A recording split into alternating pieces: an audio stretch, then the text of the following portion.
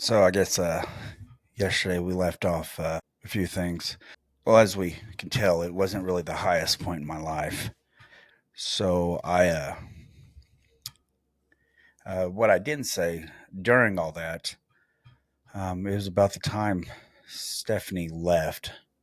Um, and I had nothing that told me that she was going to leave, but it was pretty much the MO of every single person I'd ever loved in my life. They just left without warning.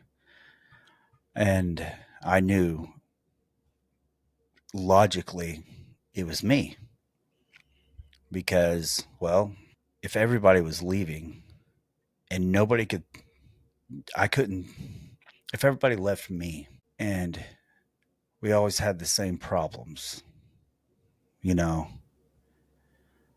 and then that's just in relationships. Prior to, of course, Crazy Lacey, I'm talking about before her, I knew there was something wrong with me. And at that time, I was taking a lot of pills. But so I decided to go talk to a friend of mine because I didn't really have a lot of money. I had insurance, but I was always nervous about going to see a shrink or anything while I was a police officer. I didn't want anything on the record to say that I was crazy or something, and because I knew I wasn't crazy, I wasn't violent or anything. But a friend of mine, actually, while talking with them, um, had me fill out a few different tests, pretty in depth tests. And after we got done, they called me back a little bit later and they said, "I believe you have Asperger's." Um, or what's now called high functioning autism, but back then it was Asperger's. It's not politically correct now, which I don't really care. Um, it is what it is. The person didn't change; they just changed the name. But everything started making sense. It gave me a new insight on things. It gave me a goal, something to work on. I didn't know why I struggled with certain things. I didn't know what I was struggling with. When I'd ask my friends, they're like, "Am I strange?" And they're like, "Yeah, you're pretty strange." How? I don't know. And it was, I don't know. I just needed something to work towards, and so I had that. Um, but I didn't really tell a lot of people still. And in fact, after that, I asked them what to do. They were like, "Well, most people end up, seeing a doctor, a psychologist, or a therapist regularly, and try to work on things and stuff." And didn't have a lot of good luck with therapists. Uh, After my first one, when my first wife left me, I went and talked to somebody, and they immediately called me bipolar after 15 minutes. So I knew that was, I mean, I was going through a divorce. Everybody's bipolar that way. So I wasn't going to see a therapist. Everybody I knew, and I'd known people that had Asperger's, and I'd met people that had it, and it was always a crutch to them. And everybody I'd known had been known since they were a young kid, and their parents told them about it. And so they're like, "I can't do this because I have Asperger's," and I just hated that. It was annoying to me, and I wasn't that type of person. Um, I knew I had attention deficit disorder, stuff like that, but I didn't tell people because it was, I just got, it was annoying to me to hear people say, "Oh, I've got ADD. It's my ADD moment." Everybody wants a crutch. Everybody wants to be a victim. And I didn't want to be a victim. But it made sense. It made everything make sense why I didn't have emotions or the regular emotions when people thought I should have. Why I didn't understand when people were crying over pain and stuff. It just didn't make any sense. I mean, crying doesn't help it. So why would you cry? But fast forward a little bit. My wife at the time leaves me. And then a buddy of mine that I worked with called me and asked me if I wouldn't mind switching shifts with him. So I switched. Then he doesn't show up to my shift, and I get in trouble for it. and I got written up.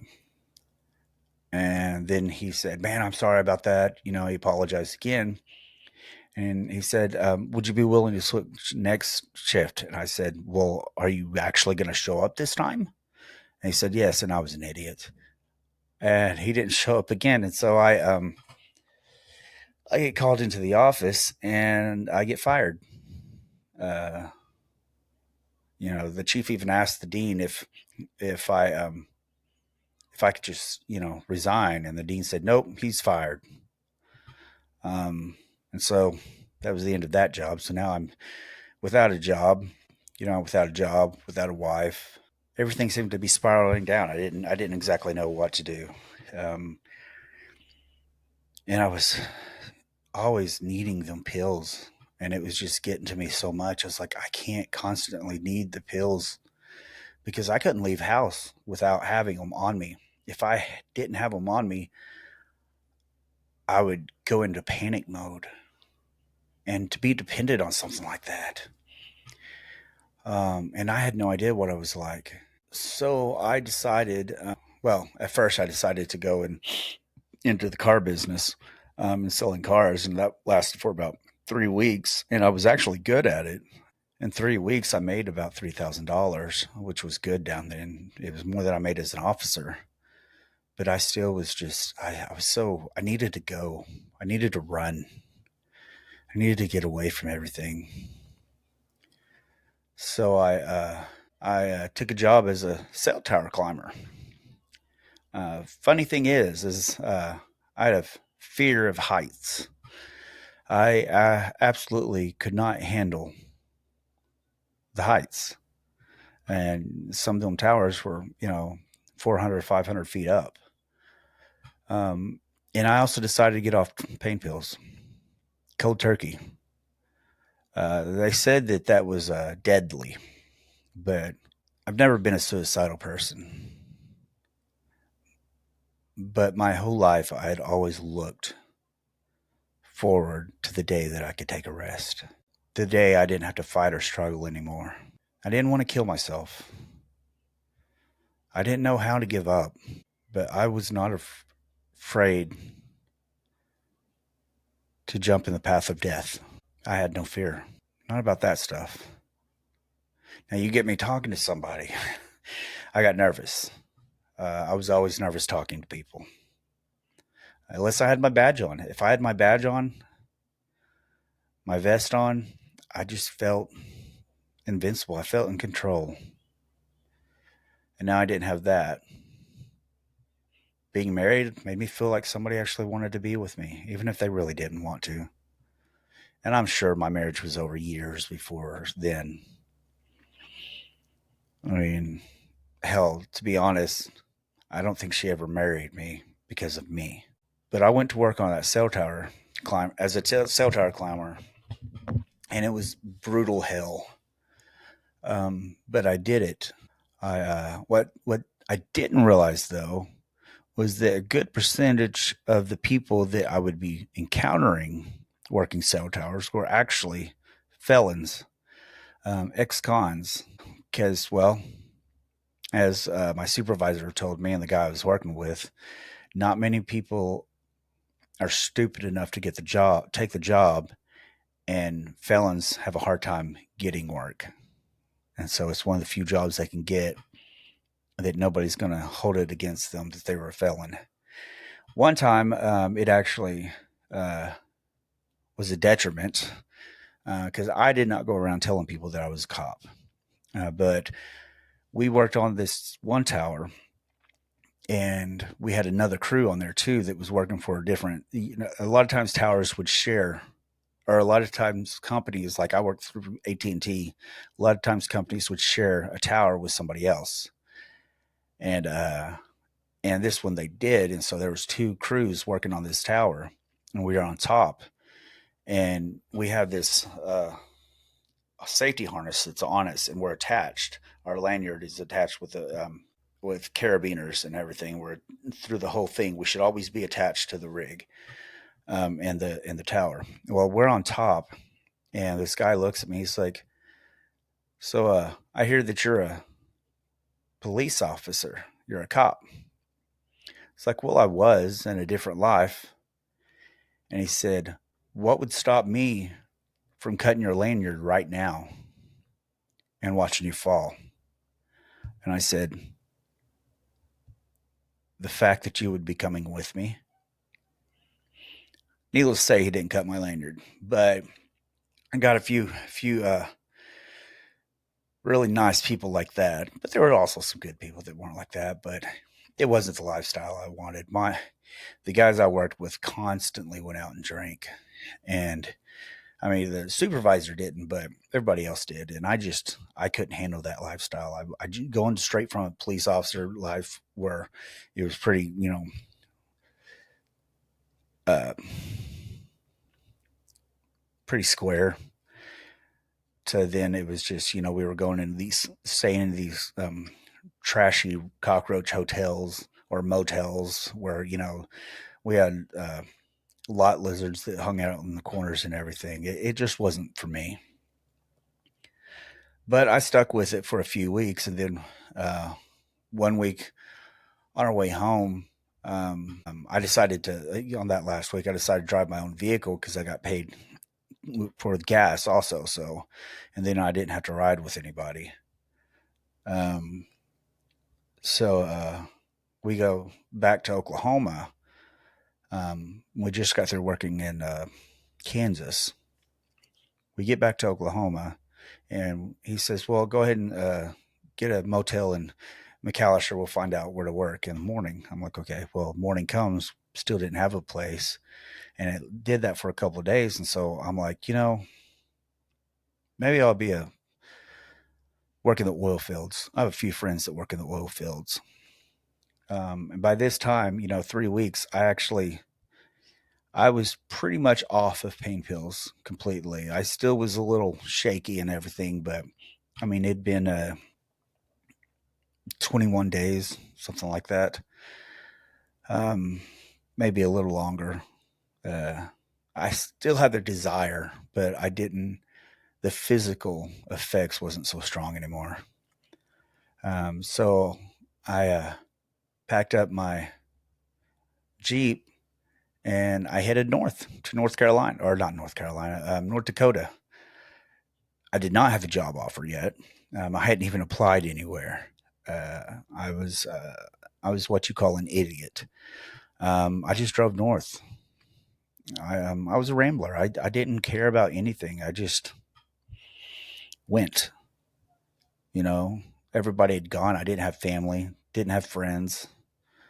Um, well, I didn't try to be friends with anybody. To be honest, it wasn't their fault. Um, I'd always been a hard person to be friends with because I wouldn't stay in contact. Um, so I get to North Dakota, and I start applying everywhere. And even McDonald's at this time was like, this was 2013. McDonald's was offering $20 an hour to work there because they couldn't find employment. And I was actually talking to a friend of mine up there because it was a super busy place, but I didn't see any women. As busy as this place was, I did not see one single woman. This city was just packed. Um, a lot of diesel rigs. Um, I called a friend of mine and I asked her, I was like, or I texted her, I said, where are the women here?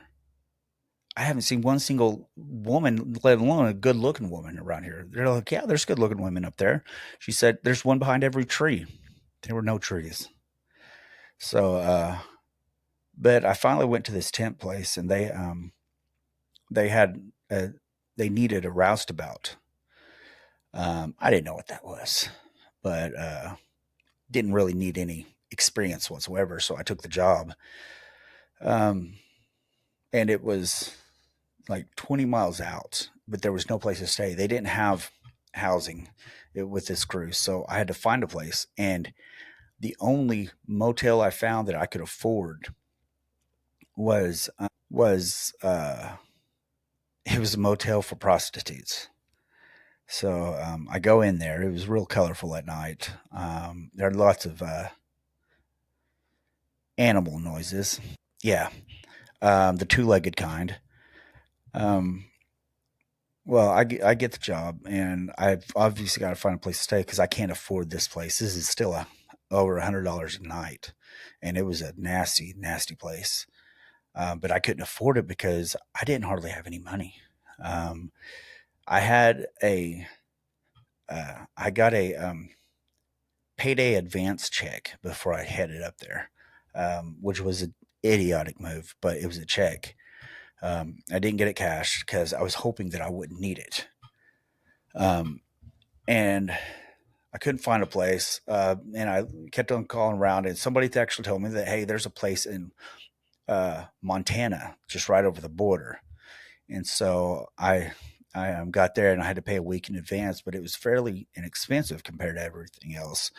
Really, really tiny, smaller than a condo. I mean, it was honestly, it was smaller than a bedroom, um, but it had a small little TV, and it had a bed, and that's pretty much it.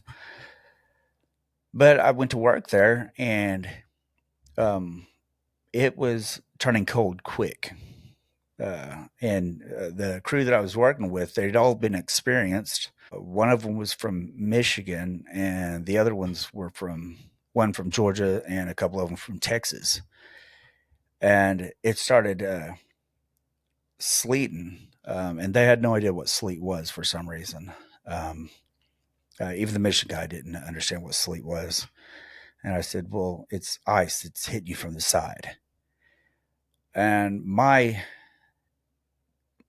temp service didn't give me proper equipment, so I didn't have gloves. They told me that they would give me gloves and everything when I got there, and they didn't give me anything except a hard hat. Um, which it sucked because the hard hat they give you, it's like it's a universal sign that you're a rookie, that you're new there, you're green because it's green colored. So everybody knew that you didn't know what you were doing. But I worked my ass off, and I realized there's a lot of dumb people up there. Um, he tried to get me to climb on top of the one of the oil rigs, and they had a harness, but they didn't have a carabiner or anything to hook on. So the supervisor tied it into a knot, and he said, "Hook on that." I was like, "No." I said, "OSHA would kill us if that doesn't kill me first." And he said, "OSHA doesn't care unless you die." I'm like, "Well, that's nice to know." Um, but I worked my ass off, and I stuck there. And 2 weeks go by, and when everybody's getting paid, they didn't have a paycheck for me. Apparently, and all the other guys, by the way, had left. Um, I think it was just the Georgia guy that ended up staying, and the Texas guy and the Michigan guy, it got too cold for them, so they took off. They apparently they don't stay when it's cold. They only work seasonally. But I kept working, and I didn't have a paycheck at all. And so we kept on trying to fight for a paycheck. And the temp service said, "Well, they said you weren't out there." I was like, "I was working right next to the supervisor." He said, "Well, you're not on the list." Eventually, I decided, well, I'm going to go back home. Well, I didn't have any money to get back. And I had this check for $500 to get me back. I was like, well, I'll just go cash that. Nobody would cash that check because it was from Oklahoma. And I happened to stop at this little bitty casino, which everything was a casino up there, in Montana. I believe it was Montana. So it was a bar casino little place. I stopped in there to get a drink, not a bar drink or anything. I actually didn't drink or anything at that time. And then I start talking to them. They say they don't take checks and stuff, and they couldn't do it. But then after a while, they decided to do it because I told them I was stranded. I couldn't get back home, so I drove back home, all the way back to Donna's again. Um, and I was just beat. I drove straight back home. From North Dakota, Montana area, all the way back to Dakota. I didn't stop. Drove all night, and when I got there, I finally ended up getting paid a couple of weeks later. But this whole time, I decided not to make my payments on my Jeep. Um, and I ended up losing the Jeep. But I went and got a truck at one of them uh, buy here, pay here lots. And so, I sorry, I'm trying to remember everything. Anyway, so I take this other job. I was doing odds and end jobs. That was a buddy of mine told me that connected me with this guy doing flooring, and so I started laying floor, which was a horrible job on your back. Um, and so I was doing that for a while, and then I I ran into on my way home before I took this job. I ran into a guy uh, they owned a hot shot company, and they said their dad is actually out of Howell, Oklahoma, and they're out of Howell, Oklahoma. So they said to contact them when I get back down there, and so I did, and they didn't have a job for me yet, so I started doing this job, and then I when I finally get an answer from their dad contacts me and he said he doesn't have a roustabout job or a hotshot job, but they do need a cowhand. And so, and I knew about a little bit about that from growing up. And so I took the job, and my job was very broad. Everything from feeding cattle. It wasn't a lot of cattle, but there was like three different lots that we went to and fed, or I did it. Fixed fence stuff like that. I mean, I enjoyed the job, but I didn't get paid very well at all.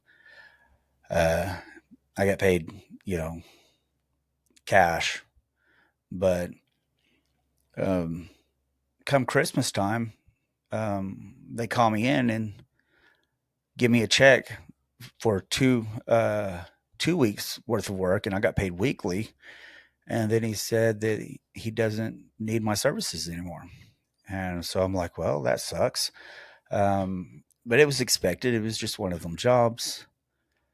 And I went home. I can't remember where I worked or anything. I think I worked at a factory, but buddy of mine that Zach, who I'd moved in with years before, calls me. He said, "Dude, you need to get back in law enforcement." He said, "I know you're missing it," and it was true. I felt like a loser because here I am. I'm qualified to teach, to instruct as a police officer. I'm qualified as an active shooter. A certified, which actually reminds me of another story. And I just missed it. And he said, "Man," I said, "why don't you come down here and live with me? And you can get on down here at Elk City or, Sayre, which is right next door, this town next over." And so one day I decided I packed all my stuff up. And by that time I had actually traded I got into a wreck again. This time it was my fault. When I drove, I applied for the job down in Sayre. They wanted to interview me, and so I needed to head down there. Well, I happened to go to Tulsa to do some business, and I was in my truck, and I loved the truck because it reminded me of my truck that I lost when I was with my ex-wife. I say I lost. We sold it so she had money because I didn't know anything on the truck. Um, and so we traded it in for another vehicle so we could get some cash back. So I'm sitting there driving the truck, and I'm driving down um, Memorial Drive down to Tulsa that's going through Bixby, and I was in Bixby at the time, and it's a 4-lane road, I believe, but it's all together. And there is a semi truck or a dump truck right next to me, and he kept on kind of scooting over to my side, and so I'm looking at him.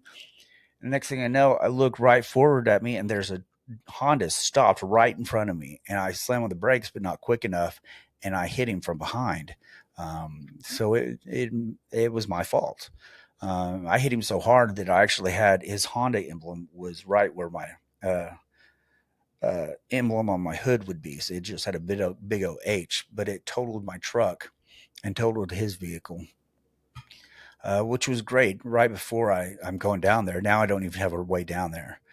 But I looked around and found another place that had a Mustang GT, and it was black. And I was like, well, I missed mine. Um, so I ended up getting that. And so when I went down there, I actually loaded everything I owned inside this Mustang GT. If that tells you how much little I owned. Um, I went from having this huge house to being able to fit everything into a Mustang. But I pack up and I moved to Elk City with my buddy. He said, because I asked him, I said, how long are you going to be down there? I don't want to go down there and get stuck down there because I don't know anybody down there at all. I have zero friends in that area. And he said, man, he said, I don't plan on leaving for at least another 2 years. I'm like, all right, because I knew he was wanting to eventually come back to this side of the state. Um, Northeast Oklahoma. And this was Southwest Oklahoma. And so I pack everything up. I go down there. I unpack my stuff and I go to my interview on Friday morning. And they were actually incredibly pleased with me. And they actually offered me a job. Uh, and then I said, well, they didn't offer me a job. Sorry. They said, we are pleased with you. We just got to run it by the mayor, but we're pretty sure that he's going to be okay with it. Or sorry, the city manager or something like that. And I said, well, I said, how long do you think it'll take? They're like, usually a few weeks. I said, I have everything I own in my Mustang, and I came down here. And I don't even have the gas to get back home, get back on the other side of Oklahoma. Would it be possible to get everything done and started by Monday? Thank God they actually did. So I started my new job on Monday. And that morning, I didn't actually have to they didn't make me ride with anybody. I rode myself. I didn't know the city yet. They said just learn the city. They didn't expect me to do a whole lot, just drive around. Well, I get a call and I was in the area and they said, be on the lookout for this vehicle, this van, um, or SUV or van, I can't remember. But this guy had kidnapped his own kids. Um, and I happened to see him. And so I tried to, initiate a stop and he takes off and he won't pull over. He speeds up. And so I speed up and we're in a pursuit for a good 10 minutes. When I finally get him we get outside of town. We're out in the county. He pulls over and he immediately jumps out and starts running towards me. And so, of course, I jump out with my gun and he runs back into his van or SUV or whatever and takes off again. So then I go up there and I notice, his kids are in there. Um, and we go a little further down the road and he stops again. This time he has his cell phone in his hand, but luckily I saw it was a cell phone and he points it at me. And of course I point my gun at him, but I knew it was just a phone. So I wasn't going to shoot him and I didn't have a taser at the time.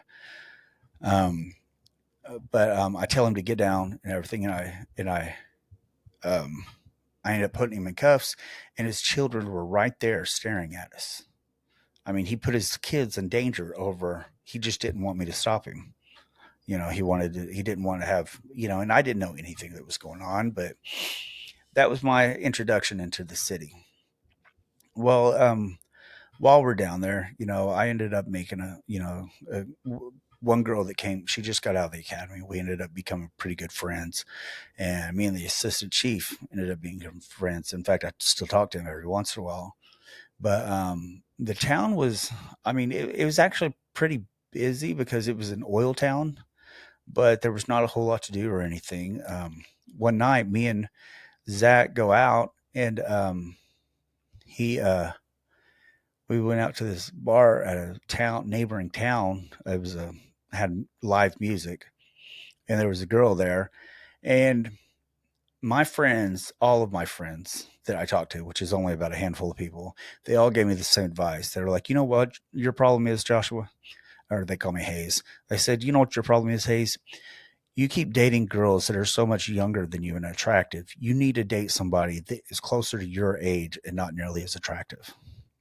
My first wife was about 5 years younger than me, 4.5, 5 years younger than me. My second wife, Stephanie, she was um, 8 years younger than me. And so I see this girl there. She's cute, but but I start talking to her, and we hit it off pretty well. Um, we actually went out the next night, and kind of find out she has 4 kids. And I'm like, God, but she was my age. Uh, so we started dating and everything. And fast forward a few weeks, Zach tells me, or a week, because I'd only been there for about a week. Um, Zach is moving out because he tells me that he accepted a job in um, this side of Oklahoma again. So his his 2 years ended up being 2 weeks, and so now I don't know what to do because he has the house there, and he said he has the house rented up for a little bit, and so I that was odd. Anyway, so I sorry, that light threw me off. Anyway, so I didn't know what to do. So I ended up talking to this extended stay hotel in Sayre because we were living in Elk City, and um, I applied there and told them what I was looking for and to stay there, and they offered me a job where they paid me a certain amount. Plus, they allowed me to stay in their extended stay for $500 a month, which actually wasn't a bad deal, but I didn't really like having a part time job. Um, so I accepted that, and I stayed there for, a couple of months, and I wanted to get into a real place, but I couldn't afford it.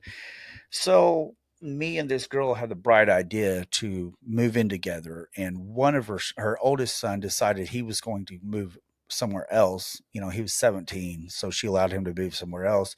So she has these twin girls and this boy, twin girls, like I think they were like 8, and this other boy was like 13 years old. Um, and so we moved in together, and her kids didn't even know how to wipe a table. I mean, they were just, she never taught her kids anything. And she told me that she said, um, I tried, but I could always do it faster. So I just did it myself. And I'm like, well, yeah, but that's what teaching is. But we started not really getting along. She was, already stuck in her ways. I wasn't used to dating somebody that way, like that. And I mean, it just wasn't working out. And honestly, I was missing the other side of Oklahoma. I mean, I didn't know anybody. I was unhappy again, and I felt alone. And which you would think, growing up the way I did, that being alone was a normal thing, but it's like I was alone,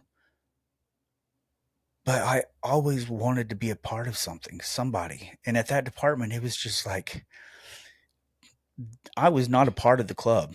I mean, it was we had this one my first actual call.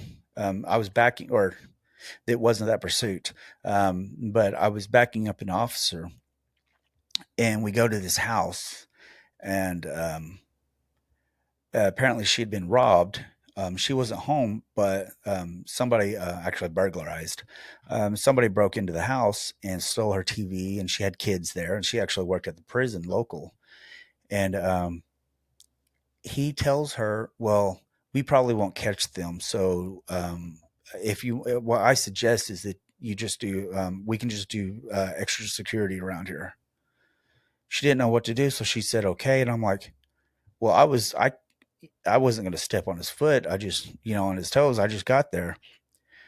But after he left, I turned around and went back in. My conscience couldn't do it. I gave her a report that she could fill out and sign, and said, "Ma'am, I will I'll put it out there and we'll see what we can. I said, he's right. We may not catch them, but at least we have a record of what you are missing. And if we do happen to catch them, we can pin them to this crime, because otherwise, even if we catch them somewhere else, we can't pin them to this crime if we don't have evidence or anything. And so she filled it out.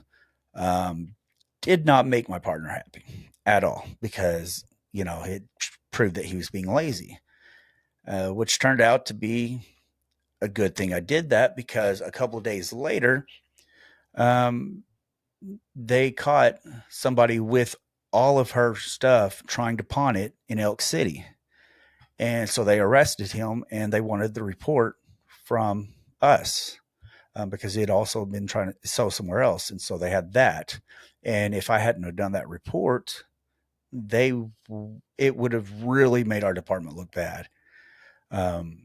Not that I already didn't, because what I'd found out from after working there a little bit, they preferred us not to do paperwork on things, because they were recognized as a really safe city, and they had problems with people moving there because it's an oil city. Most of the people that live there have something to do with the oil fields, pipelines, stuff like that. And so people didn't like to move there because it was so expensive. Buying a house was cheap. Renting a house was expensive. So if I had the credit, I could buy a house for less than 100,000, buy a 3-bedroom house for less than 100,000. But that same house would cost me $1,500 a month to rent. Um, and so it was a very strange economy over there. But that was the first time I'd done that. So I wasn't really, I was making a name for myself, but not making friends with my partners. Another officer there who, mind you, he was an assistant chief at another department at one time, and now he's working here. And we get this call, or he gets a call that this guy had been thrown over a privacy fence, a wooden privacy fence about 6 feet high, and it looked like he had been beaten to a pulp. His pants were halfway down. I mean, and he asked me if I'd come down there and assist. So I get over there, and he's laying down. EMS has not gotten there yet, and he starts exasperating. He starts choking. And so I go over there to do the Heimlich and stuff. He said, "What are you doing?" I said, "He's choking, so I'm going to stop him from choking." And he said, "Yeah, but he may have a broken neck." And I stopped and I looked at him. I said, "He might have a broken neck, but he will die from choking." And so I continued. I did the Heimlich, and he spit, vomit out and everything, because he was choking on his own vomit. Turning to his side, we get him to EMS, and I end up. It's not my call, so I don't do anything. But I found out that my partner didn't even question him and didn't do anything. In fact, he'd said he's in trouble with the cops all the time. He's not going to talk. He won't talk anyway. So this is just wrap it up. Well, from what I'd heard, the guy had been inside this house, and one of the guys in there, they were at a party, was just got out of prison, and decided he was going to whoop his ass, and then he attempted raping him. In fact, used the words, "I haven't raped somebody in a while." Talk about men, because according to everybody else, it wasn't a sexual thing; it was a dominance thing. The guy had been in and out of prison his whole life, and so I don't know. To each his own, but I ended up talking to the kid, and he said, is he doing anything with us? He said he hasn't interviewed me or anything. I'm like, what? So I didn't know what to do. So I went and talked to my superiors, and he said, well, go ahead and start writing the report and everything. He said, but remember, it's, this other officer's case. And so I started writing it. Well, it pissed off this other officer. I was doing interviews and stuff, and I'd actually gone through several schools on an interview and interrogation. It was something I was good at. I enjoyed it, and and it's because spent my whole life. I didn't understand people whenever they spoke. I was always getting confused by things. I mean, people thought I was dumb because I didn't understand a lot of things when people talked. Well, finding out that I had Asperger's helped a lot, and so I started really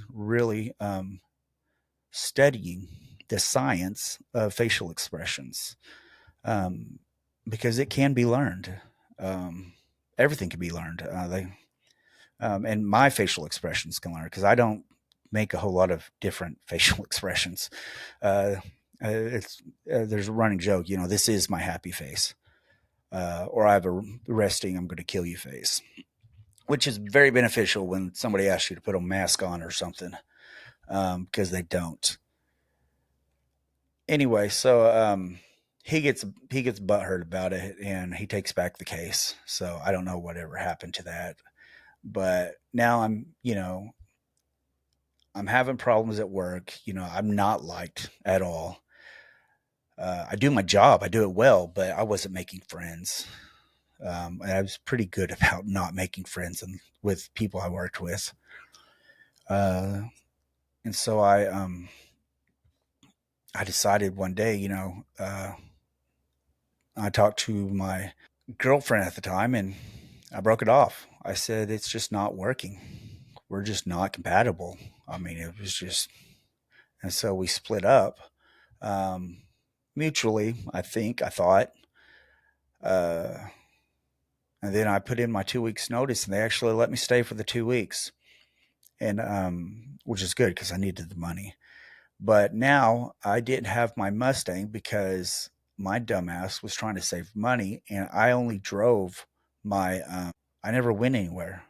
I never even went back home, um, and so now I didn't have a vehicle.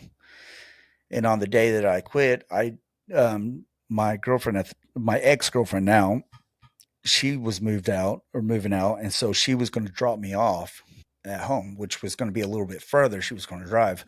Well, she ended up dropping me off about an hour out of a 6 hour drive. And she still had, her to get her where she was going was still another couple hours later. But I should have saw that coming. I didn't because when it comes to women, I was always stupid. I just wanted to believe. Um, but on my Actually, I need to back up. There is a story that's kind of important. And instead of putting it on a supplement for tomorrow, I'll um, I'll go ahead and tell it. Before I left, before any of this, um, I get called to this house. Uh, um, Me and another officer. Um, this kid, he was 21 year old kid, woke up and found his 10-month-old non-responsive, and this kid was in trouble with the law a lot. And so we get there, and I immediately start CPR on this 10-month-old. And I mean, the child was lifeless and had been lifeless for hours. Uh, and I'm sitting there giving CPR, and the way I'm trained is you don't stop until EMS takes control. Um, and so EMS gets there, and the old man that worked for EMS, he was just shaking. I mean, it was just, you could tell his nerves were shot. He hadn't really dealt with a lot of babies, I guess. But And at that time, I didn't have kids, and I get into this zone where I just don't, nothing affects me. I just do what I'm supposed to do. I don't get scared. I don't get anxious. I don't get worried. I just do what I'm trying to do. And so I kept doing it. And I even stepped into um, ambulance because I kept doing it. And the guy was shaking so much, I didn't want to give him over because I knew this baby would have no chance. But my sergeant kept yelling at me to take him, to hand him over. So I ended up handing him over. Then we went and questioned the father, who, by the way, during this whole thing was sitting behind the house at his back door, just sitting down smoking a cigarette casually while his baby was dead in the front yard with EMS. I mean, anybody, even then, I knew any rational, normal person, if their child is in that kind of condition, they'd be right there with them. They would have been doing CPR themselves. Um, we questioned the kid and everything. It wasn't my case, but it haunted me. It really bothered me because, I mean, I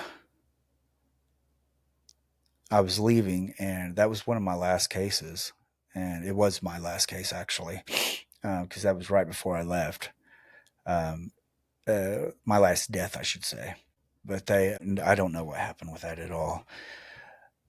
Uh, but another funny story, that not funny story, that was God, the way that came out. Another story that is kind of funnier, not so dark. Um, well, okay, it can be kind of dark. The day before I go in for my interview, back up to at the beginning of uh, the story of when I got interviewed for this job. I get into town, and I just got offered the job, and I'm at the grocery or at the gas station, the local gas station. And they actually had several gas stations there, given that it's an oil area. Um, and I hear about people talking about a case I already had heard about um, while I was at the department. Two people were talking about how an officer shot a man with the hatchet and saying how he shouldn't have shot him, and saying they were just talking all this trash about this officer doing this, this deputy that did it. Um, well, what had happened is the two police officers that I was working for, the chief and another officer, show up to issue a warrant or to pick up somebody on a warrant, felony warrant, and he escapes out of his bathroom window. Well, you see him; it's on camera because it's right across from the sheriff's department, and you see these. This guy comes out and he has two hatchets in his hand, and so these officers take off running, not towards him, away, get in their car and take off. Well, this deputy that was in the jail that happened to be just a courtroom deputy, he was fairly new. Hears that two officers are out there encountering a an armed felony suspect, and so he runs out there, and here's this guy with two hatchets. Well, the guy with two hatchets starts running towards the deputy, and the deputy's just standing there, and he runs at him. So I asked these people, I was like, how close, getting back to when later in the future, I asked them, I said, how close do you think it's right for an officer to be able to shoot somebody with a hatchet? And I kept on measuring, this close, this close, this close. And they finally said, yes, that's perfectly close enough to shoot them. And it was approximately 25 feet. And I said, this guy with the hatchet never let go of the hatchets. And he hit the officer in the shoulder with one of the hatchets. Luckily he missed and hit with the handle part, but that's how close the guy was, and the officer shot and killed the suspect. But that's the way people are. They just automatically want to hate the officer for killing somebody. not taking in consideration the officer doesn't have any more right to kill somebody than a normal person would in the same situation. So anybody could have done it. If somebody's chasing you with a hatchet, you have the right to defend yourself. And the officer should have shot him way before it came to that point. But it told me about what I was looking in, what I was getting into about these officers if the chief of them ran, because that is definitely not procedure. Um, and that's not the common. I mean, I know I've worked with a lot of officers, and though I've seen several firsthand and been part of officers running, part of not me running, but them running from and leaving me there, it's not the norm. Anyway, so I take my last day.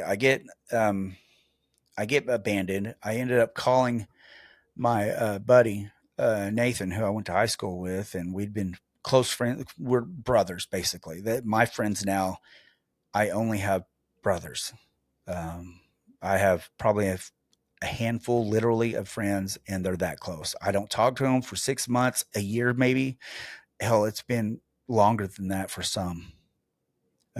For one of them, and yet when we do talk, it's like we never stopped because we're brothers.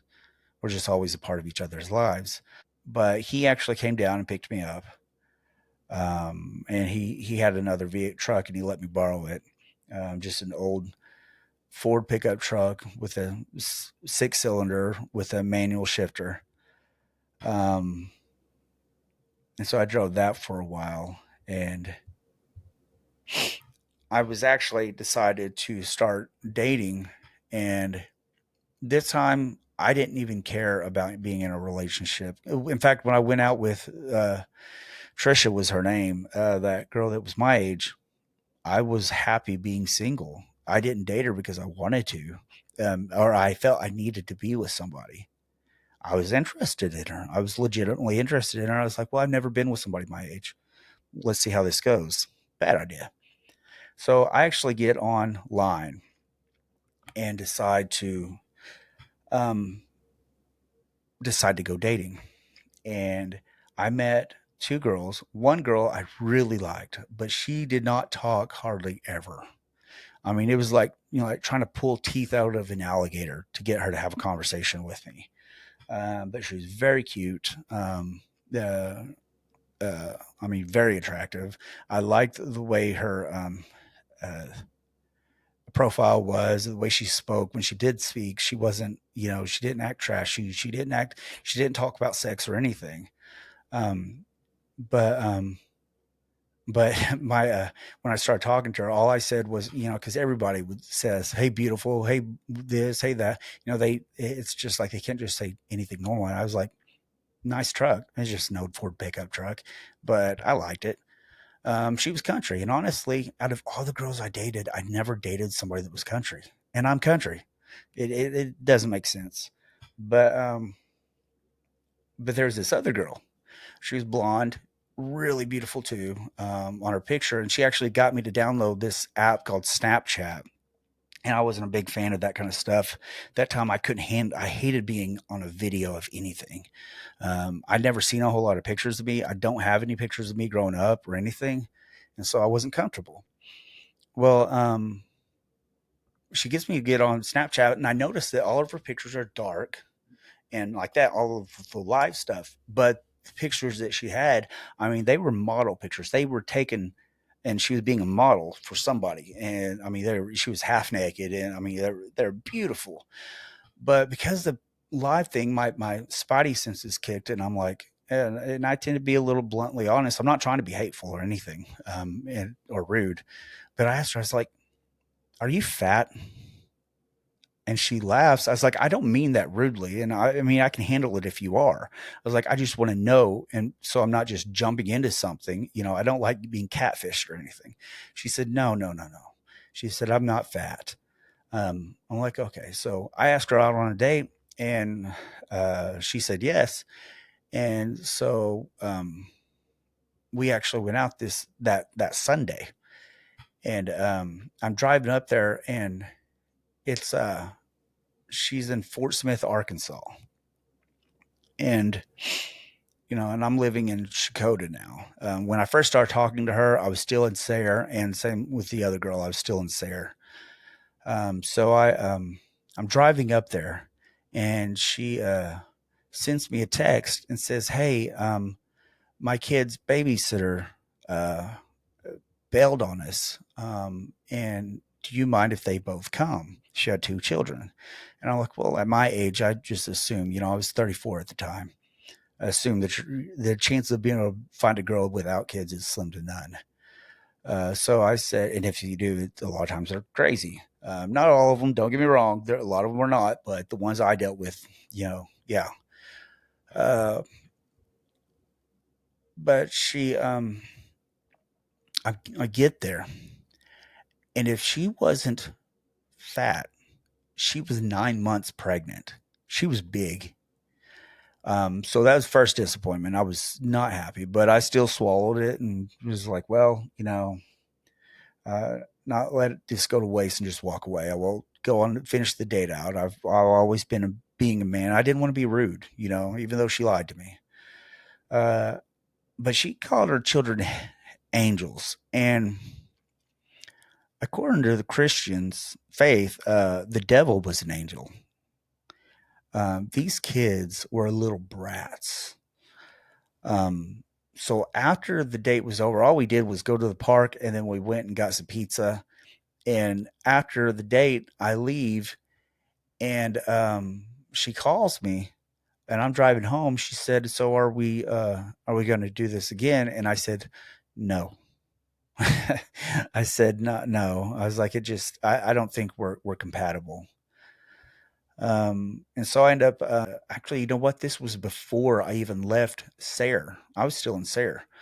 Um, but I was leaving Sayre. I already knew I'd quit my job. I'd already been single because I was single for the last month and a half at Sayre. Um, because I'd already paid for the rent and everything, so I didn't have to leave right away. Uh, so but I text this other girl that I was really interested in. Later on that night, I text her. I was like, I really like you, because she would talk to me every once in a while, and she actually got where, when I started talking to her about spirituality, Christianity, stuff like that, she started talking more. And I just read the book, Heaven is for Real, and then saw the movie, and she had actually read the book, and so we had a conversation about that. But I told her, I said, I really like you.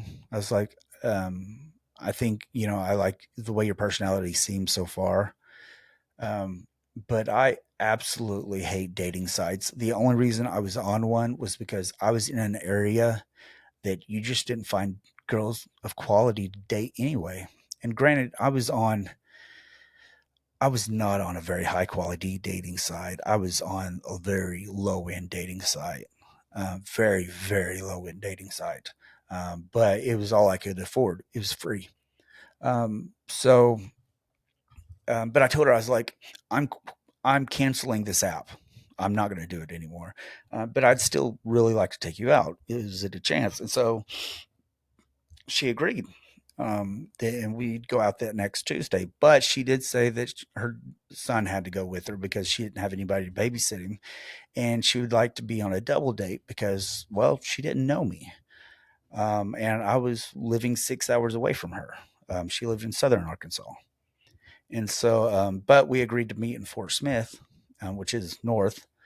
Uh, and I went out with her, and she immediately starts making fun of me that I was a cop. She actually brought me donuts. Um, but we got along really well. Um, and she actually tells me, she says, later that night, we're talking because we ended up spending the whole day together. I mean, we're just constantly talking. Um, and she tells me that she's a very jealous person, very territorial, because, her ex cheated on her and stuff, and she just didn't trust guys. And I'd already been through two ex-wives at this time. I've been through that. You know, my second wife didn't trust me at all. Um, and I had no reason for her not to trust me. She was just a very controlling person. And I don't want to get into a relationship where they don't know who I am. And so I told her, I was like, well, you're going to have a problem with me then, because I will always check women out. It's just who I am. You know, I like looking at pretty women, but I will never cheat on you without your permission. She still hasn't given me permission. Um, but, uh, but I told her, I said, in all seriousness, though, you know, and I was being serious. Um, I said, every relationship goes through that 2 to 5 year lull where things just dry up. You're no longer in the honeymoon phase. I was like, what if you start questioning whether I want to be with you or not? And then you catch me checking a girl out. And I'd always told you that I didn't look at other girls. But now you caught me checking somebody out. Now you're going to question whether I want to be with you anymore. And things just go south. Or, you know, I've always been that asshole that checks women out. I'm not inappropriate about it or anything, but I'm honest. And now you're just like, no, yeah, that's just who he is. And so we don't have to worry about that. And it ended up working out. In fact, so well that we stayed together. Um, Her mom was crazy, uh, but we started dating that October. And by July 3rd, we were married. And the way I tell people, I was like, it's like putting your hand into the sewer and pulling out a diamond. Because where I found her, and the only reason she was dating was the same reason I was dating using a dating site. It was, we were in an area that you could not find people that was you were compatible with, and so you went outside. And she wasn't a big fan of online dating either, because most of the guys she talked to were, you know, obviously all about sex and stuff, and that's all they would talk about. But I didn't think I'd ever get married again. You know, I met her son. He was 4 years old, 5 years old at the time. Um, you know, I know it was crazy because I just got divorced a year before this, year and a half before this, and everything. But it was nice because she would talk with me, not at me. She didn't expect anything from me. She didn't judge me. I mean, I even told her that we talked about me having Asperger's, that sometimes I just don't understand things. I said, I'm brutally honest. I will not handle white lies, you know, but she accepted me for that. And that was the first time anybody had ever accepted me for it, for anything. I mean, just, she didn't need anything from me. She had a house. She wasn't running from anything. Her mom and stepdad had money and they were taking care of her. Anyway, I think that's a pretty good place to stop. All right. God bless.